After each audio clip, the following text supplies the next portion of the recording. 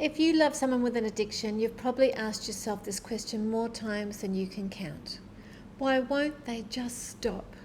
Hi, I'm Megan, and I created Why Won't They Stop to support women who love someone with an addiction and are trying to find clarity, steadiness, and a way back to themselves. You've seen the damage. They've seen the damage.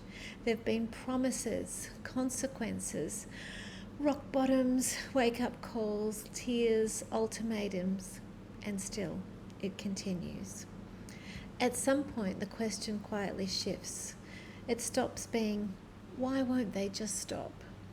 And becomes something far heavier, like, what am I doing wrong? And that is such a painful place to live.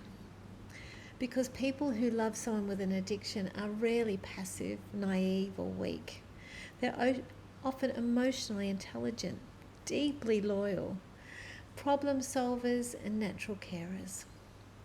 People who do not give up easily. And that's exactly why addiction can get such a foothold in their lives. You know, you try harder, you explain better, you stay calmer, you set rules, you remove rules, you help, you stop helping, you threaten to leave, and you stay. And all the while, the behaviour continues, no matter what you do. And it can start to feel deeply personal, like a refusal to choose you, a refusal to choose the family and the future and common sense, or even survival. But addiction doesn't operate in the realm of rational choice the way we desperately want it to. And that's where clarity really matters. Addiction is simply not a lack of love or a failure of willpower. It's not a moral weakness. And it's not something you can fix by being better, stronger, calmer, kinder, prettier, more patient, or more understanding. Addiction is a coping strategy that has hijacked the nervous system and the brain's reward circuitry. It can become the primary way a person regulates stress, shame, emotional pain, fear, trauma, or even emptiness. When addiction is active, the brain prioritizes relief over logic, and even when the cost is catastrophic.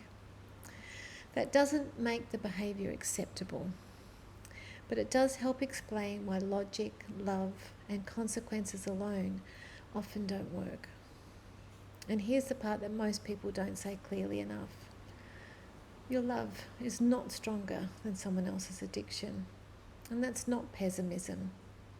That's reality. And I know that might sound harsh at first, but it can also be deeply liberating. Because if your love isn't enough to fix it, then the failure was never yours to carry. And even when you know you did not cause this, responsibility has a way of creeping in. Because you're the stable one. You're the one who notices the patterns. You're the one holding things together. And you're the one who can still think clearly. So, you start managing, monitoring, anticipating, and preventing. And you end up softening the consequences for them and cleaning up the fallout. Not because you're foolish, but because chaos just feels unbearable and someone has to be the adult in the room.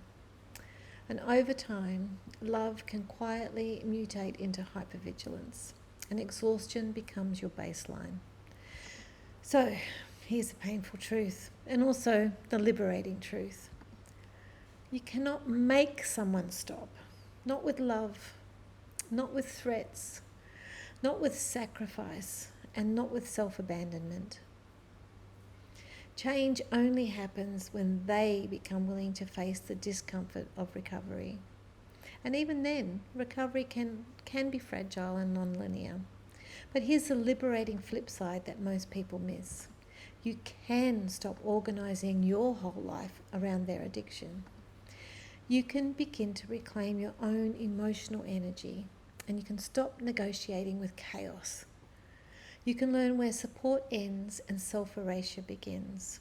And you can choose steadiness, even if they don't.